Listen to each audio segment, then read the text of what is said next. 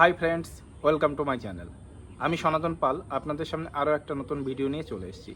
আজকের ভিডিও যে টপিক হলো, আপনি তৎকাল পাসপোর্ট করেছেন, তৎকাল পাসপোর্ট করার পরে আপনার বাড়িতে পুলিশ রিপোর্ট অ্যাডভার্স এসছে, মানে আপনার বাড়িতে একটা নোটিশ এসছে। সেই নোটিশে এরকম লেখা আছে কি আপনার পুলিশ ভেরিফিকেশন রিপোর্ট ফেল হয়েছে যে কোনো কারণে। সে এক একজনের ক্ষেত্রে এক এক রকম কারণ হতে পারে। তা সেই জন্য আপনাকে এখন কি করণীয়? তা অনেকের এমনও হয়েছে যে তাদের ভিসা লেগে আছে কিংবা ভিসা লাগানো হয়ে গেছে, 2-3 বার বিদেশ থেকে ঘুরে এসছে। তা তাদের ক্ষেত্রে এখন কি করে, সম্পূর্ণ ভিডিওটা দেখবেন, বুঝতে পারবেন কি করতে হবে এখন যদি আপনার বাড়িতে নোটিশ চলে আসে। সবার প্রথমে আমাদেরকে জানতে হবে যে নোটিশটা কেন আসে। নোটিশটা আসার মূল কারণ হলো যাদের পুলিশ ভেরিফিকেশন হয় না কিংবা করেনি কিংবা পুলিশ ডেকেছিল আপনারা যাননি, সেক্ষেত্রে কিন্তু এই নোটিশটা আসার সম্ভাবনা থাকে। নোটিশটা আজকে পাসপোর্ট প্ল্যান 1 মাসের ভিতরে আসবে এমন কোনো ব্যাপার না। 1 বছর, 2 বছর, 3 বছর, 4 বছর, 5 বছর, 7 বছর পরেও আসতে পারে। কিন্তু আপনার যদি পুলিশ ভেরিফিকেশন ক্লিয়ার না হয়, নোটিশ কিন্তু আপনার বাড়িতে আসবে।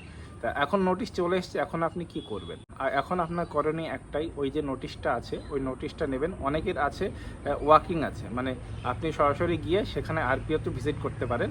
আর অনেকের আছে যাদের অ্যাপয়েন্টমেন্ট নিয়ে করতে হবে। অ্যাপয়েন্টমেন্ট সিস্টেমটা দেখবেন তাদের দিয়েছে যাদের পাসপোর্ট করার কিছুদিনের ভিতরে এই নোটিশটা এসছে। আর ওয়াকিং যাদের দিয়েছে তাদের দেখবেন পাসপোর্ট করার 2 থেকে 4 বছর পরে নোটিশটা এসছে। তো এখন আপনারা করতে হবে, ওই নোটিশটা নিতে হবে, সাথে আপনার অরিজিনাল পাসপোর্ট নিয়ে যেদিন নোটিশটা এসছে ওখানে দেখবেন লেখা আছে, মেনশন করা আছে কত দিনের ভিতরে আপনার আরপিওতে গিয়ে দেখা করতে হবে। তা এখন অনেকে ভয় পাচ্ছে, যে আমার কাছে অনেক কমেন্ট আসছে, ফোন আসছে, কল করছে মানুষে, যে অনেকে ভয় পাচ্ছে যে এরকম নোটিশটা নিয়ে গেলে কোনো অসুবিধা হবে কি না, ওখান থেকে তাকে আটকে দেবে কি না। না, এরকম কোনো ভয় পাওয়ার কোনো কিছু নেই, কোনো কারণ নেই। কারণ আপনার পুলিশ ভেরিফিকেশন রিপোর্ট ভুল হতেই পারে। তৎকাল পাসপোর্ট আপনি প্রয়োজনে করেছিলেন, তা আপনি যে প্রয়োজনেই করুন না কেন, আপনার তৎকাল পাসপোর্টের প্রয়োজন ছিল, আপনি যথারীতি ফিস দিয়ে পাসপোর্টটা করেছেন। তা পুলিশ ভেরিফিকেশন ফেল হতেই পারে, এটা কোনো বড় ব্যাপার না।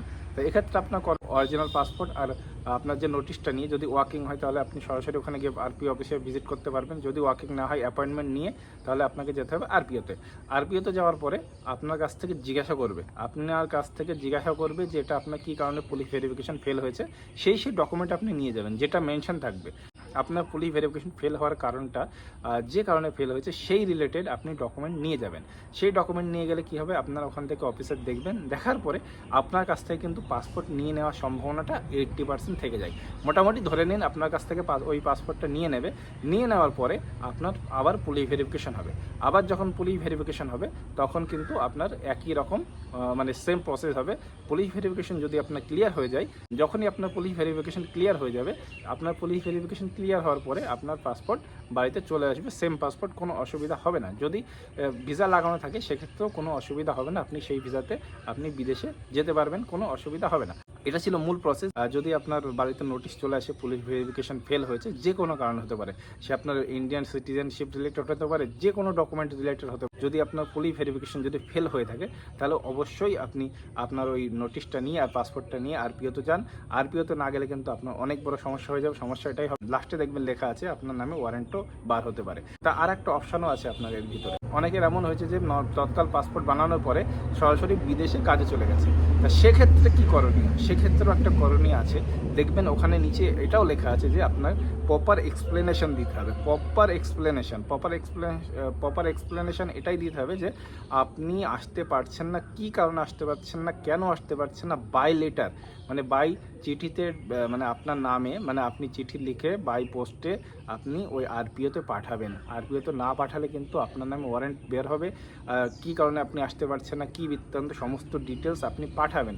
পাঠালে কি হবে, মানে আপনার দিক থেকে কোনো অসুবিধা হবে না, আপনি আপনার দিক থেকে সঠিক কাজ করে রেখে দেন। তাহলে কি হবে, আপনাকে এয়ারপোর্ট হোক, চেকপোস্ট হোক, বর্ডার হোক, যেখানে হোক আপনাকে কেউ কোনো অসুবিধা করবে না।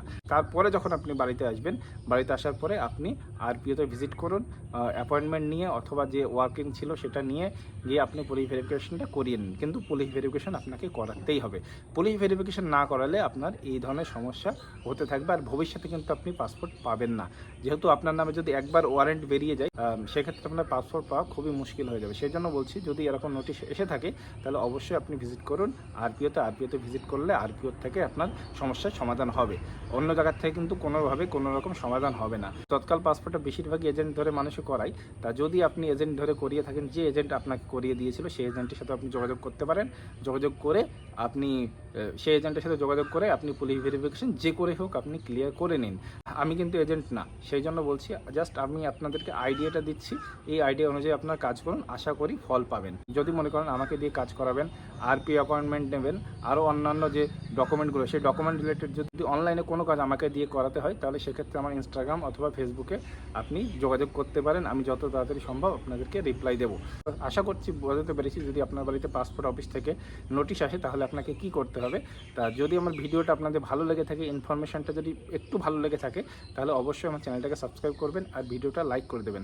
আপনাদের একটা সাবস্ক্রাইব আমাদেরকে অনেক মোটিভেশন দেয়। তা চলুন দেখা হচ্ছে পরবর্তীতে এমন কোনো ভিডিও নিয়ে। ততক্ষণ সবাই ভালো থাকবেন, সুস্থ থাকবেন। জয় হিন্দ, জয় ভারত।